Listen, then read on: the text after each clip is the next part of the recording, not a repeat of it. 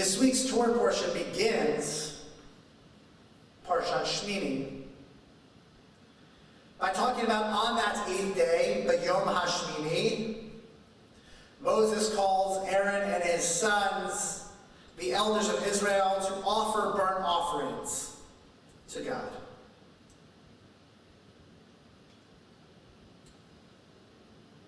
And they did exactly that. And then we read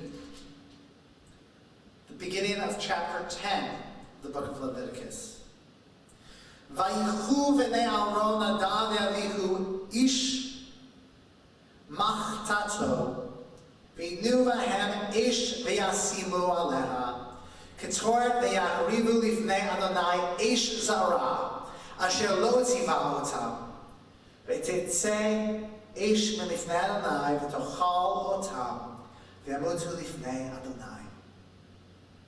That Aaron's sons, also priests Nadav and Avihu, they saw their father offering these burnt offerings to God, and they took a fire pan in their hands, put fire in it, put incense in it, and they offered to God this fire, this Eish Zara, this strange fire, this alien fire.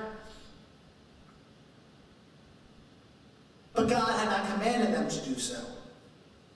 And then, out of nowhere, a fire comes forth and consumes them. V'yamutu lifnei Adonai, and they die in God's presence. They were not sick. They were not ill.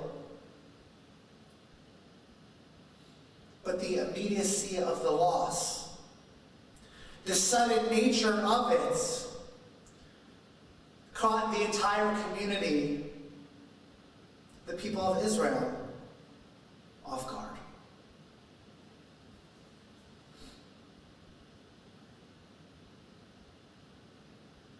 Moses immediately speaks to Aaron, trying to comfort him with commands, with ritual, with theology. But there are no words to say that help Aaron make sense of this tragedy, that help him understand and process and accept that his sons so quickly out of nowhere were just taken from this world.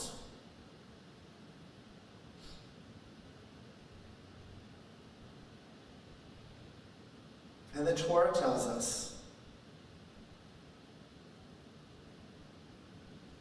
that Moshe spoke,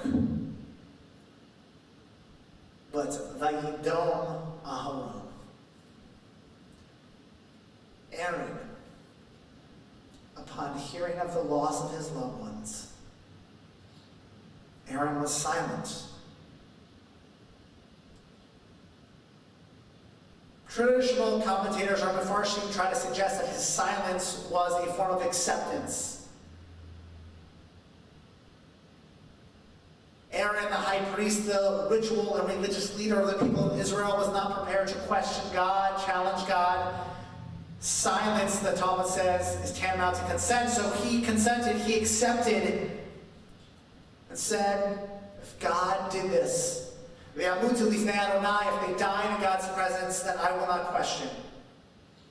But I actually think that's the furthest thing from what's happening. In some ways, our Mefarshim, our commentators, have it all wrong. Such an explanation is actually heartless.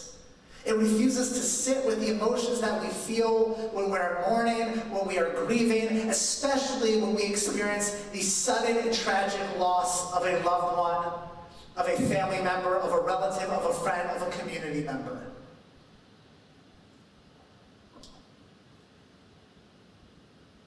We don't know what to say. We are silent.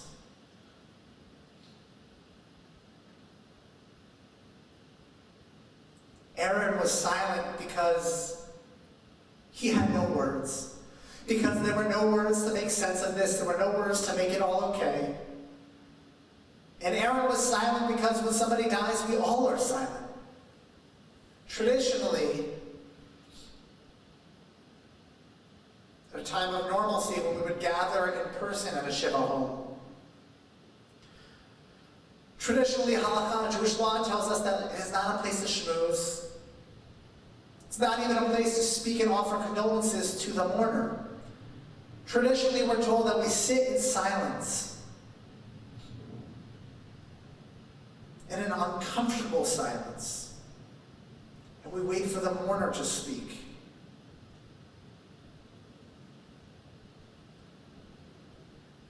But like Aaron, Vayidom Aharon, just as Aaron was silent, so too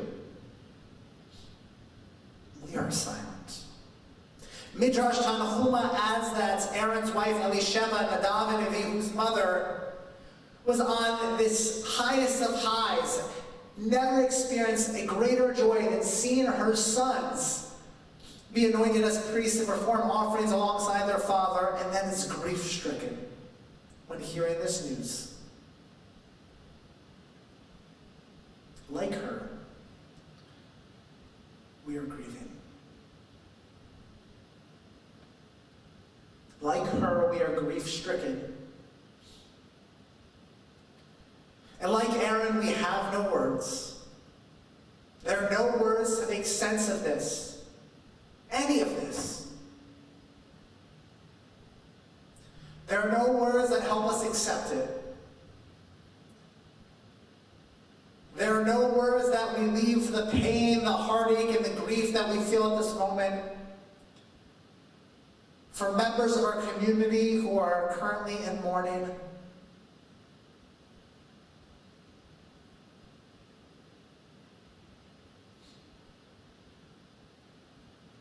many in our community have lost loved ones to this virus. We have lost community members to this virus.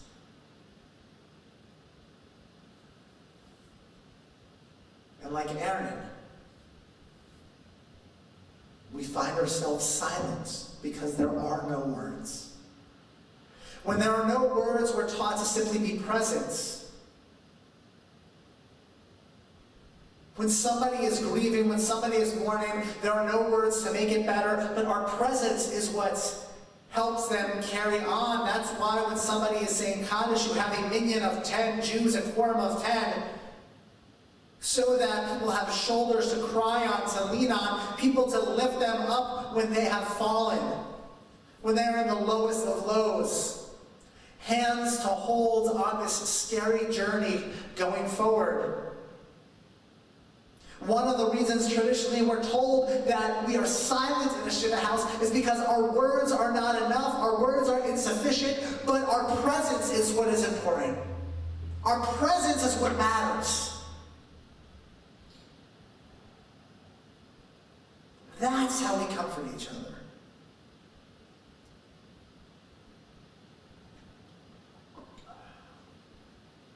I acknowledge how hard this is, not just to mourn, which is always impossible. A daunting, impossible task, an obligation. But I acknowledge that when we don't have words to say, and we're told that our presence is what matters most,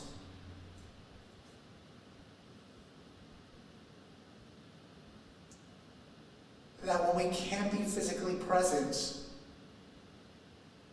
when we can't be that shoulder to cry on, that hand to hold, that friend to hug,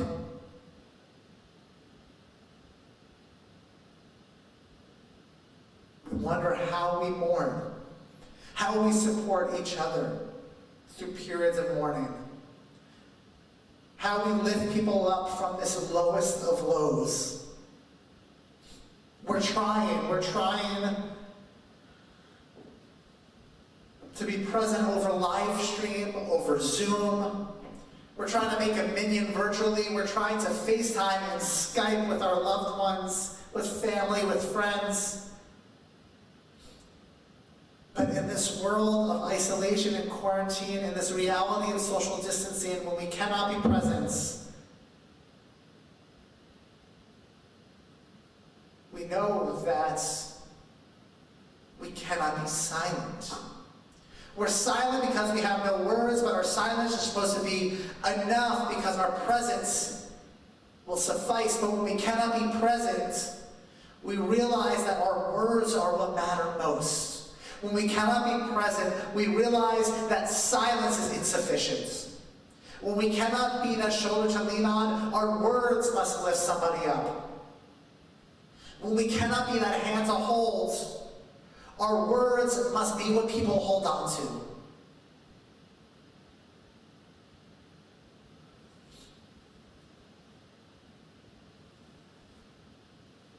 They must carry our acknowledgments, our condolences, our words of care and comfort with them. We just said when we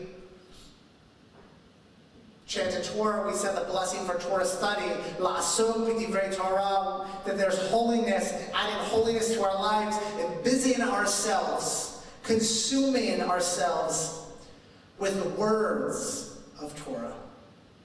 Not just Torah, but with the words that tradition teaches that every word has meaning and every word has value. We busy ourselves with the words. We surround ourselves with the words.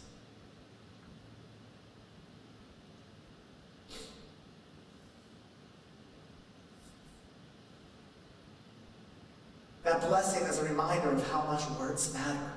Now, especially now. Our instinct is to be silent. But because we cannot be present,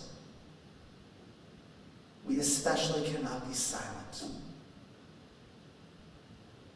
We live in a world where even in normal times we talk less. We shoot off quick emails or text back and forth. We don't want to bother somebody with a phone call.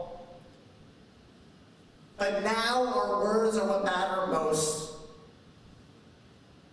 Call a friend. Call a family member. Call a neighbor. A community member. Check up on them. Tell them that you love them. Tell them that you care for them. Tell them that you are here for them. Because at a time when we cannot physically be together, at a time when our members are in mourning, and in many ways, our community is in mourning. We cannot be vayidom aharon. We cannot be silent like Aaron. We cannot afford to be silent. Even if our words will never suffice, even if our words don't make sense of it, even if our words don't make it all okay. Right now, all we have are words. So say something. Remember that, like divrei Torah, like words of Torah, our words can be just as holy, just as sacred, just as comforting. That our words still have meaning, they still have an impact. We are silent because our presence is what is felt. But when our physical presence can't be felt, let our words, let through our words, our presence be felt.